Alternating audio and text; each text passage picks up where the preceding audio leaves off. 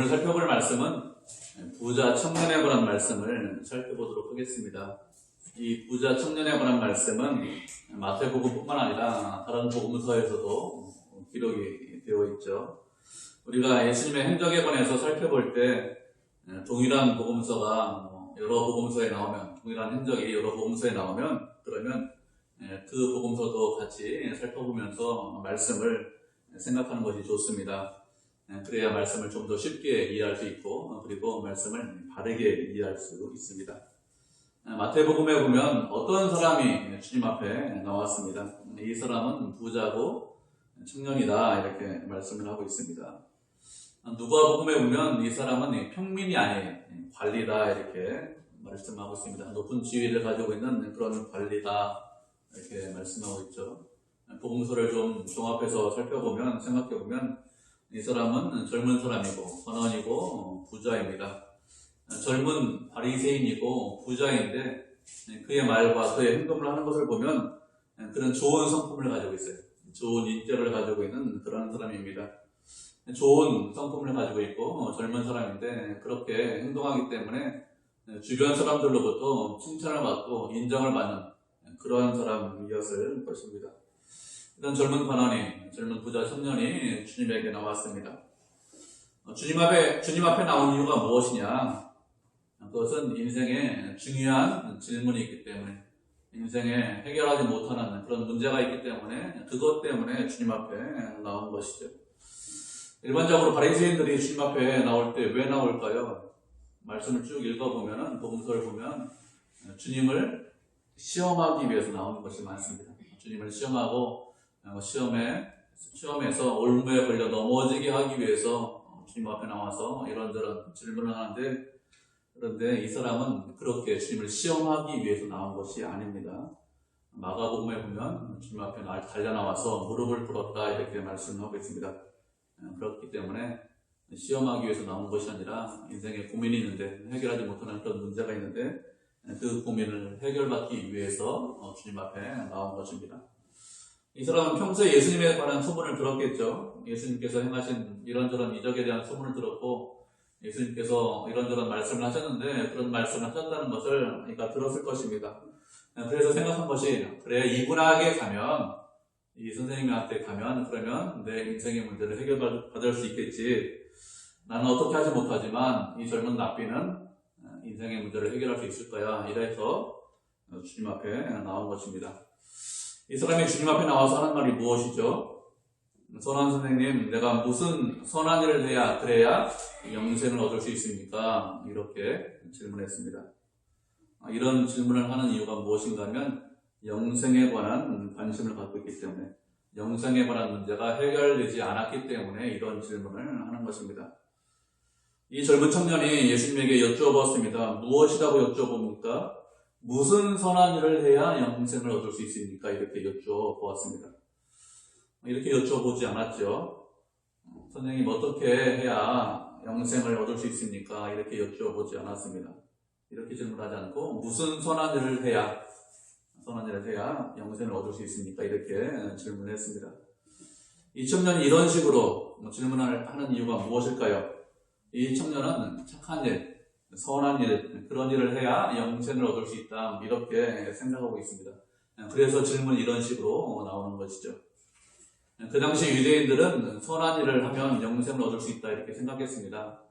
특별히 율법을 다 지키면, 그러면 영생을 얻을 수 있다, 이렇게 생각을 했습니다. 그런데 이 청년은 어릴 적부터, 젊을 때부터 율법을 다 지켰습니다. 부자이고 바리새인이다, 이렇게 말씀을 하고 있죠. 그 당시 청년이 부자가 될 수 있는 방법은 거의 없어요. 지금은 젊은 청년들이 사업해서 부자가 될 수 있는 길이 꽤 많이 있습니다. 여러 가지 방법이 있는데, 그 당시는 1세기 당시잖아요. 그렇기 때문에 젊은 사람이 부자가 될 수 있는 방법은 없고, 보통은 부모님이, 아버지가 부자인 경우, 그때 젊은 청년이 부자가 되죠. 그렇게 젊은 청년이 부자이기 때문에, 부모가 부자이기 때문에 어릴 적부터 교육을 잘 받았을 것입니다. 율법 교육을 잘 받고, 그리고 율법을 잘 지켰을 것입니다. 그렇게 율법을 잘 지키고 있는데 그의 마음에 의문이 생긴 거예요. 이렇게 율법을 다 지키면 정말로 과연 구원받을 수 있을까? 정말로 천국에 들어갈 수 있을까? 이런 의문이 들었습니다. 율법을 다 지키고 그리고 그 율법 이외에 또 다른 선행을 해야 그래야 천국에 들어가는 것은 아니냐 이런 의문이 들었습니다. 그래서 어떻게 했을까요? 우리가 상상해보면 뭐 주변 사람들에게 물어봤겠죠. 선생님한테 나이 많은 선생님한테 물어봤습니다. 그들의 대답이 무엇입니까? 너처럼 살면, 너처럼 율법 지키면 그러면 천국에 들어갈 수 있어. 이런 대답을 들었을 것입니다. 그래도 그 마음 가운데 의문이 풀리지 않는 거예요. 그래도 좀 선한 일을 해야 되는 거 아니냐. 그래야 천국 들어갈 수 있는 거 아니냐. 이 정도에서 천국 들어갈 수 있다고 할 수 있겠나. 뭐 이런 마음이 들었습니다. 세상에 이런 식으로 생각하는 사람들이 꽤 많이 있어요. 착하고 선한 일을 하면 그러면 죽어서 좋은 곳 간다. 이렇게 이야기합니다. 천국에 들어간다, 하늘나라에 들어간다 이렇게 말하지는 않지만 선한 일 해야 착한 일 해야 좋은 곳에 간다 이렇게 보통 이야기합니다. 그래서 악한 일을 하지 말자, 착하게 살자, 선하게 살자 이렇게 생각합니다. 세상에는 모든 종류가 다 그래요. 예수 믿는 사람들 우리 빼놓고는 다 착한 일 하면 그러면 좋은 곳에 간다 이렇게 생각합니다. 그 당시 유대인들도 그렇게 생각하는 거죠. 좋은 일, 선한 일의 대가로 그래서 천국에 들어갈 수 있다 이렇게 생각을 해서 그런 고민을 하면서 이 청년이 예수님 앞에 나왔다 이렇게 생각을 하시면 됩니다. 이렇게 질문하자 예수님께서 무엇이라고 말씀하셨습니까? 너는 왜 나를 선하다고 하느냐? 선한 분은 오직 하나님 한 분밖에 없다 이렇게 말씀하셨습니다. 예수님의 말씀을 잘못 이해하면 예수님은 선한 분이 아니고 오직 하나님 한 분만 선하시다 이렇게 생각이 들 수 있습니다. 그런데 이 말씀은 예수님 당신이 선한 분이 아니다 이런 의미로 말씀을 하시는 것이 아닙니다. 이 젊은 청년이 예수님께 여쭈었는데 예수님을 부를 때 무엇이라고 부르고 있습니까? 선한 선생님 이렇게 부르고 있습니다. 예수님을 주님이라고 이렇게 불러야 되는데 그렇게 부르지 않고 선한 선생님 이렇게 부르고 있죠. 왜 이렇게 부릅니까? 예수님은 세상에 있는 선한 분 중에 한 분이다 이런 마음이 있는 것이죠. 그래서 예수님께서 이 청년을 말을 알고 이렇게 말씀을 하시는 것입니다. 부자 청년은 세상에는 착한 사람이 있고 선한 사람이 있고 또 악한 사람이 있고 나쁜 사람이 있다 이렇게 사람이 두 종류의 사람이 있다 이렇게 생각을 하고 자신의 기준으로 예수님을 바라보니까 이분은 참 선한 분이야, 착한 분이야, 좋은 분이야 이렇게 생각을 하고 있습니다. 그래서 예수님께서 말씀하시는 거예요. 하나님만 선한 분이다 이렇게 말씀을 하시는 것입니다. 이것은 예수님은 선한 분이 아니다 이런 뜻이 아닙니다. 예수님은 신성과 인성을 가지고 계시죠. 그리고 죄가 없으신 분입니다. 그렇기 때문에 당연히 선한 분입니다. 우리가 말씀을 한 구절 살펴보도록 하겠습니다. 히브리서 4장 15절 말씀 이제 살펴보도록 하죠. 히브리서 4장 15절입니다.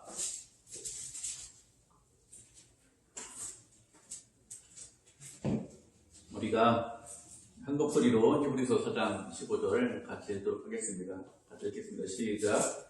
우리에게 있는 대제사장은 우리의 연약함을 공정하지 못하실 리가 아니요 모든 일에 우리와 똑같이 시험을 받으신 이로되 죄는 없으시니라. 아멘. 우리에게 대제사장이 계신데 그분은 예수님이시죠. 예수님은 육신의 몸을 입고 이 땅에 오셨습니다. 그리고 우리와 똑같이 시험을 받으셨습니다. 공생애를 시작하시면서 세례요한에게 세례를 받죠. 그 이후에 성령에 이끌려서 40일 동안 광야에서 금식하시면서 사탄에게 3가지 시험을 받으셨습니다. 이런 시험 말고도 이 땅에 계시는 동안에 서기관과 바리새인들 이런 사람들로부터 여러 가지 시험을 받으셨습니다. 그것뿐만 아니라 예수님께서 십자가에 달려 돌아가시기 전에 겟세마네 동산에서 기도할 때 무엇이라고 기도하십니까? 아버지 할 수만 있으면 이 잔을 내게서 지나가게 하옵소서 이런 식으로 기도를 하셨습니다. 예수님은 많은 고난과 어려움과 시험을 당하셨습니다. 인간이 당하는 모든 시험을 모든 유혹을 다 당하셨기 때문에 그래서 인간에 대해서 알고 계십니다. 참 인간이시기 때문에 우리가 얼마나 부족한지 우리가 얼마나 연약한지 우리의 심정이 어떤지 이런 모든 것들을 다 알고 계십니다. 그렇게 예수님은 참 인간이십니다. 그런데 또 예수님은 어떤 분이죠? 참 하나님이십니다. 그래서 죄가 없으십니다. 시험과 유혹이 있었지만 그렇다고 죄를 지으신 것은 아닙니다. 당연히 예수님은 선하신 분입니다. 예수님께서 하나님 한 분만 선하시다 이렇게 말씀하시는 것은 이 청년의 잘못된 생각을 고치려고 이렇게 말씀을 하시는 것입니다.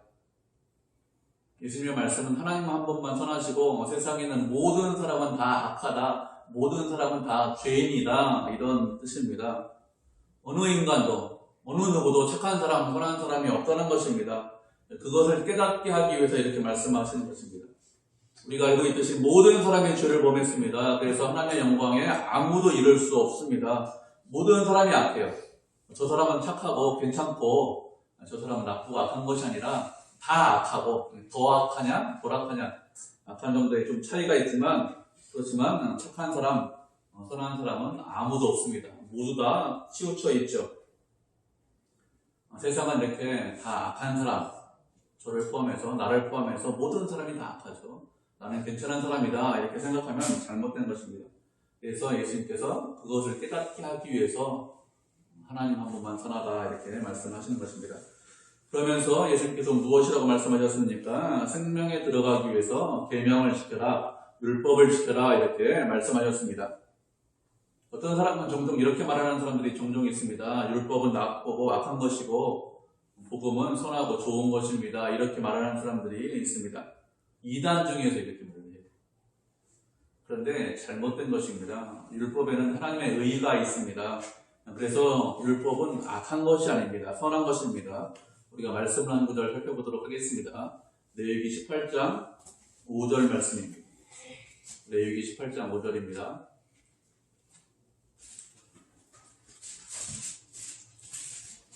창세기 출애굽기 레위기죠. 레위기 18장 5절.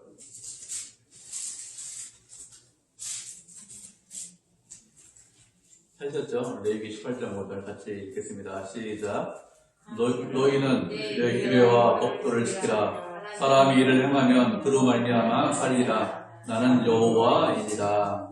하나님께서 말씀하시기를 율법을 지키라고 하셨습니다. 그러면 그것으로 말미암아 산다 이렇게 말씀하셨습니다. 그렇기 때문에 율법 자체가 나쁘거나 악한 것이냐? 아닙니다. 하나님께서 우리에게 주신 것이 율법인데 율법이 나쁘거나 악한 것이 아니죠. 하나님께서 우리에게 주신 것 중에서 나쁜 것, 악한 것 그런 것들이 있습니까? 그런 거 없어요. 하나님께서 우리에게 주신 모든 것들은 다 좋은 것이고 선한 것입니다. 그래서 율법 자체는 나쁜 것이 아닙니다. 그런데 이 선한 율법, 이 율법이 무엇을 합니까? 이 선한 율법이 생명에 이르도록 하지는 못합니다. 왜 그런가 하면 어떤 사람이 선한 사람일까요? 율법에 대해서 알고 있는 사람이 선한 사람이 아니라 율법을 지켜서 행하는 사람이 선한 사람이기 때문에 그렇습니다. 그래 이런 일 저런 일 이거 나쁜 거야 이것이 안 좋은 거야 이렇게 아는 사람이 선한 사람이 아니라 그 말씀대로 선한 사람이 선한 사람입니다. 그렇게 율법을 알고 율법을 다 지키면 그 사람은 죽지 않고 살 수 있습니다. 그런데 문제는 무엇이 문제죠? 율법은 다 알아요. 그런데 율법을 지킬 만한 그런 힘과 능력이 없다는 그것이 문제입니다. 그래서 법을 지키지 못하기 때문에 법에 저촉되어서 죽을 수밖에 없습니다. 하나님께서 우리에게 율법을 주신 이유가 무엇이냐? 생명을 주시기 위해서 율법을 주셨습니다. 그래 이거 다 지키면 죽지 않고 살 수 있어. 살아 영원히 살 수 있어. 이대로 하면 산다. 이렇게 하기 위해서 율법을 주셨는데 어느 누구도 그 율법을 다 지킬 수 있는 사람이 없기 때문에 법대로 하면 죽을 수밖에 없습니다. 하나님께서 우리에게 생명을 주시기 위해서 법을 주셨는데 그 법이 생명을 주지 못하고 오히려 사망에 이르게 하는 그런 법이 되었습니다. 이것이 율법의 기능이죠. 예수님께서 율법을 지켜라 이렇게 말씀하신 것은 율법을 온전히 지키고 행해야 영생을 얻을 수 있기 때문에 영생에 관한 질문 때문에 이렇게 말씀을 하시는 것입니다. 이렇게 율법을 지켜라 이렇게 말씀하셨는데 어떤 율법을 지키라고 말씀하셨습니까? 살인하지 말라, 간음하지 말라, 도둑질하지 말라, 거짓말하지 말라, 내 부모를 공경하라, 내 이웃을 내 몸과 같이 사랑하라 이렇게 말씀하셨습니다. 이 말씀은 10계명인데 10계명 중에서 두 번째 돌판에 관해서 말씀을 하시는 것입니다. 10계명은 두 돌판이 있죠. 첫 번째 돌판은 하나님을 사랑하는 것이고 두 번째 돌판은 이웃을 사랑해라 이런 뜻입니다. 10계명 중에서 첫 번째 돌판은 말씀하시지 않았어요. 두 번째 돌판만 말씀하셨습니다. 이렇게 말씀하신 것은 이 청년이 행위로 구원받을 수 있다 이렇게 생각해서 두 번째 돌판만 말씀하신 것입니다. 내 이웃을 내 몸같이 사랑해라 이렇게 말씀을 하시자 이 청년이 무엇이라고 합니까? 저는 어릴 적부터 계명 다 지켰습니다. 그리고 오히려 여쭙기를 무엇이 부족한 것이 있습니까? 제가 부족한 거 무엇이 있습니까? 이렇게 또다시 여쭤보았습니다. 이 청년은 사실을 이야기하는 것입니다. 거짓말하는 것이 아닙니다. 이 부자 청년은 다른 사람들보다 계명을 다 지켰고 열심히 지켰습니다. 다른 바리새인들이 율법 지키면서 외식하는 것 같겠죠. 그 외식하는 거 보면서 무엇이라고 생각했을까요? 저 사람들은 외식하는데 그래도 나는 외식하지 않고 성심성의껏 열심히 율법을 지키겠다 이렇게 다짐하면서 율법을 지켰을 것입니다. 다른 사람들은 율법 어기는데 이 청년은 율법 어기지 않으려고 노력하면서 율법을 지켰을 것입니다. 그래서 젊지만 번원이고 그리고 많은 사람들로부터 존경을 받았을 것입니다. 이렇게 이 청년은 율법을 다 지키고 잘 지켰다 이런 마음이 있었습니다. 그 당시 대부분의 바리새인들은 이런 생각을 가지고 있었습니다. 율법을 잘 지키는 사람들이었습니다. 우리가 말씀을 한 구절 살펴보도록 하겠습니다. 빌립보서 3장 5절로 6절입니다. 빌립보서 3장 5절로 6절입니다.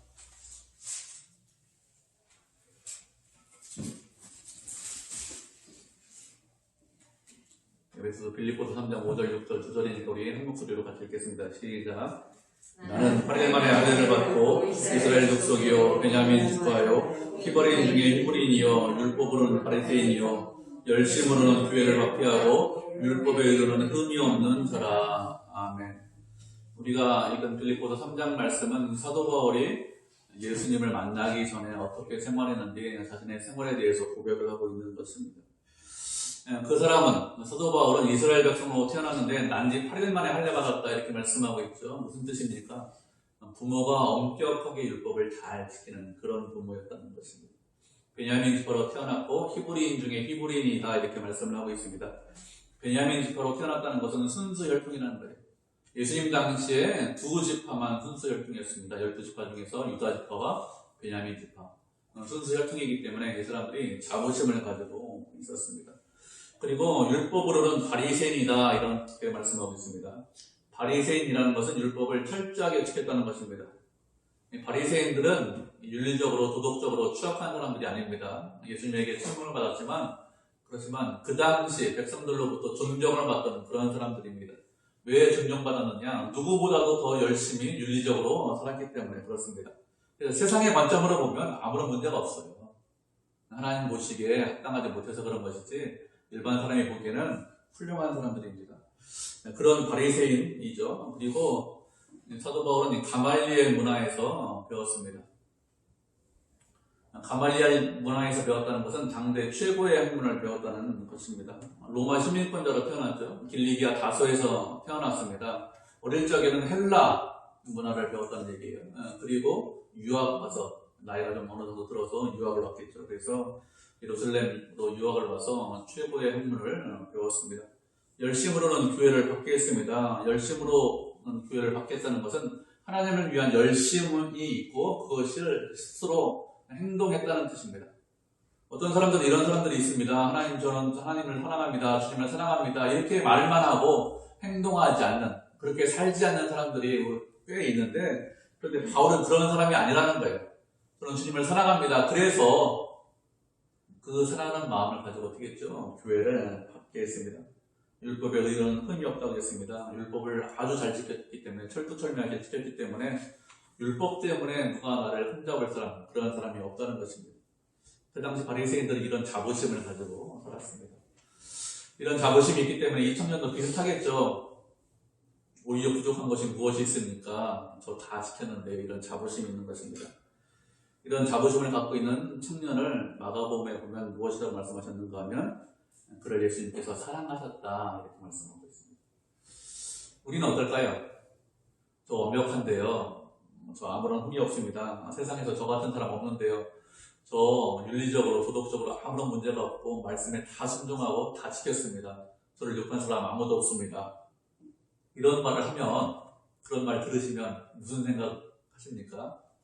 저 같으면 저 사람 왜 저럴까? 그렇게 생각할 것 같아요. 그런데 예수님은 이런 청년을 사랑하셨다 이렇게 말씀하고 있습니다. 부자 청년은 잘못 생각하고 있죠. 자신의 율법을 잘 지켰습니다. 아무런 흠이 없습니다. 이런 생각을 하고 있는데 그런데도 이 청년을 사랑하셨습니다. 우리도 사실은 예수님과 같은 그런 마음을 가지셔야 됩니다. 사람이 누구든지 바르고 올바르면 얼마나 좋겠습니까? 그런데 대부분의 사람은 그렇지 않습니다. 대부분의 사람은 잘못되고 대부분의 사람은 오류를 가지고 있습니다. 대부분의 사람들은 잘못된 지식이나 잘못된 정보를 가지고 있으면서 그것이 옳다고 생각합니다. 자신이 옳다, 바르다 이렇게 생각합니다. 잘못된 생각이죠. 대부분의 사람들은 속습니다. 누구에게 속을까요? 누구에게 속는가 하면 자기 자신에게 속습니다. 이렇게 자기 자신에게 속는데 그런데 자기 자신에게 속는다는 것을 알지 못합니다. 깨닫지 못합니다. 그래서 무엇이라고 하는 거예요? 저 완벽한데요. 저 부족한 것이 없는데요. 이렇게 이야기하는 것입니다. 스스로에게 속는데 그것에 대해서 알면 누가 이렇게 이야기하겠습니까? 스스로에 대해서 속는데 알지 못하기 때문에 이렇게 생각을 하는 것입니다. 이렇게 되지 않으려면 내가 나 자신에게 속지 않으려면 그러면 어떻게 될까요? 무엇을 기준으로 생각을 해야 됩니까? 말씀을 기준으로 말씀에 비추어서 나 자신을 생각을 하셔야 됩니다. 그래서 말씀을 기준으로 내 생각을 바꾸어야 그래야 스스로에 대해서 속지 않습니다. 말씀이 기준이 아니면 그러면 속을 수밖에 없습니다. 자신에게 속으면 어떤 사람이죠? 어리석은 사람입니다. 그런데 많은 사람들이 자기 자신에게 속습니다. 그리고 자기 자신에게 속고 있으면서 속고 있는 줄 깨닫지 못하고 있습니다. 말씀의 거울에 항상 비추어 보셔야 됩니다. 그래야 속지 않습니다. 가장 많이 속는 것이 나에게 속습니다. 그런데 깨닫지 못하는 것이죠. 이런 청년, 대부분 우리와 같은 모습이죠. 이 청년을 예수님께서 사랑하셨습니다. 그래서 그에게 말씀하시기를 한 가지 부족한 것이 있다 이렇게 말씀하셨습니다. 그 부족한 것이 무엇이냐? 내가 가지고 있는 소유를 다 팔아서 가난한 사람들에게 나눠주고 그리고 나를 따르라 이렇게 말씀하셨습니다. 이 청년에게 소유를 다 팔아서 가난한 자들에게 나누어 줘라 이렇게 말씀하셨습니다. 이렇게 말씀하신 이유가 무엇일까요? 이 청년의 숨겨놓은 죄, 숨겨놓은 악을 드러내기 위해서 이렇게 말씀하시는 것입니다. 이렇게 하시는 것은 그가 부족한 것이 무엇인지 깨닫게 하기 위해서 이렇게 말씀하시는 것입니다. 하나님께서 우리를 사랑하십니다. 그래서 어떻게 하시죠? 우리의 죄에 대해서 말씀을 하시는 것입니다. 만약에 예수님께서 이 청년에 대해서 이런 말씀을 하시지 않았으면 이 청년은 영원히 자신의 죄가 무엇인지 자신의 잘못이 무엇인지 깨닫지 못했을 것입니다. 여전히 이렇게 생각했겠죠. 말씀 다 지켰습니다. 저 꽤 쓸만한 사람입니다. 주변 사람들로부터 존경받는 그런 사람입니다. 이런 자부심을 갖고 살았을 것입니다. 그러면 어떻게 될까요? 그렇게 살면 결국에는 망합니다. 멸망의 길로 갈 수밖에 없습니다. 예수님께서 우리에게 원하시는 것은 우리가 멸망의 길로 가는 것이 아니죠. 우리가 생명의 길로, 구원의 길로 가는 것입니다. 그래서 죄에 대해서 말씀을 하시는 것입니다. 그것이 청년을 사랑하는 것이죠.